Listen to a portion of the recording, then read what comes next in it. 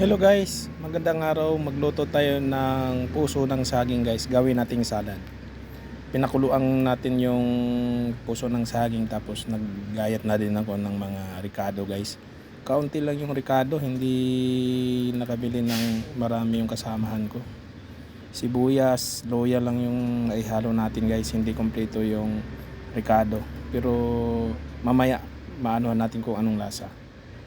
Ayan, nagagayat na ako dyan ng mga ricado, luya, sibuyas, habang nagpapakulo ng puso ng saging para sa tanghalian guys. Kasi yung mga kasama ko may binubuhusan sila na area.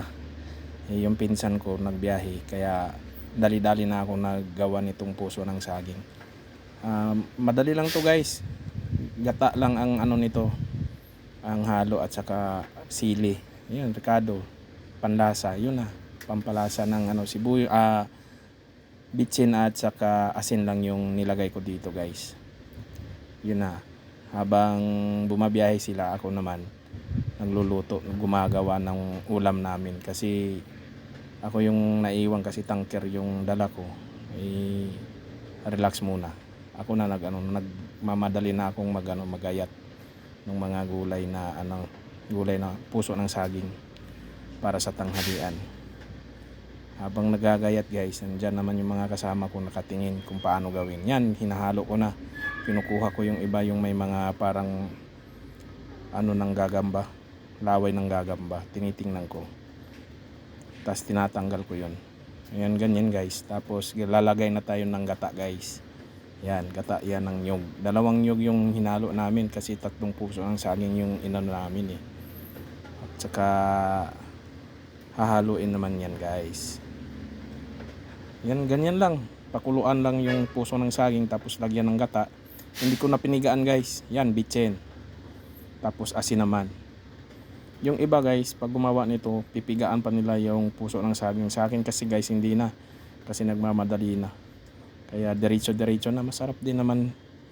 Tapos yung ricado, kakaunti lang talaga yung ricado guys.